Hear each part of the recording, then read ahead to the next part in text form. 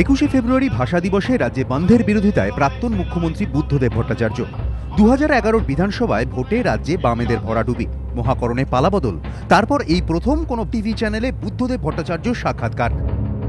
ABP আনন্দে exclusive সাক্ষাৎকারে বললেন 21 তারিখ রাজ্যে বন্ধ হবে না, ওই দিন ভাষা দিবস। পশ্চিমবঙ্গ সম্পর্কে সিদ্ধান্ত পুনর্বিবেচনা করুক দিল্লি। প্রশাসক বুদ্ধদেব বন্ধ বিরোধী, কিন্তু বিরোধী বুদ্ধদেব বন্ধ নিয়ে নিশ্চুপ, নাকি আপনি কষ্ট পাবেন, প্রতিবাদ করবেন? আমি নই, এই প্রশ্ন করেছেন আপনারই বন্ধু সমরেশ মজুমদার। আমার থেকে 1 বছরের সিনিয়র। বুদ্ধ, তুমি তখন আর মুখ্যমন্ত্রী নও, তা আগের পরিচিতির সুবাদে তোমায় তুমি বলছি। আমি তো জানি চিরকাল তুমি গল্প উপন্যাস, বিশেষ করে প্রবন্ধের বই পড়তে ভালোবাসতে এবং লিখত। আগামী 21শে ফেব্রুয়ারি ভাষা দিবস। বাঙালি 4 জন যুবক 1952 সালে এই দিনতে শহীদ হয়েছিল। এটা আমাদের যেমন সেন্টিমেন্ট, তোমারও একই সেন্টিমেন্ট। তোমরা, তোমার দল সেদিনকে ভারত বন্ধ সমর্থন করছে, একটু কষ্ট হচ্ছে না তোমার?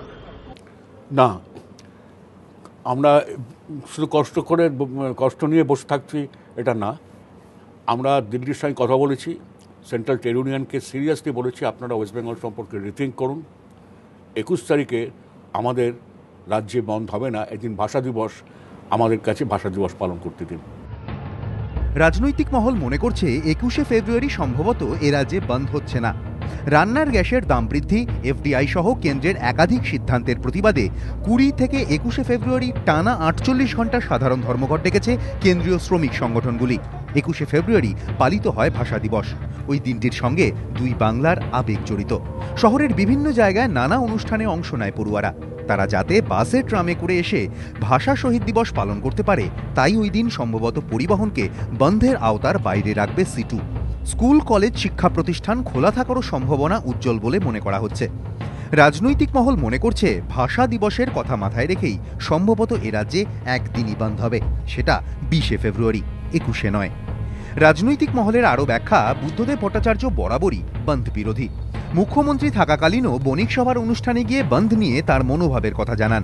বন্ধ বিরোধিতার সে কথা হয়তো তিনি প্রকাশ কারারদের বোঝাতে পেরেছেন বলেও মনে করছেন রাজনৈতিক পর্যবেক্ষকরা। এবিপি আনন্দ।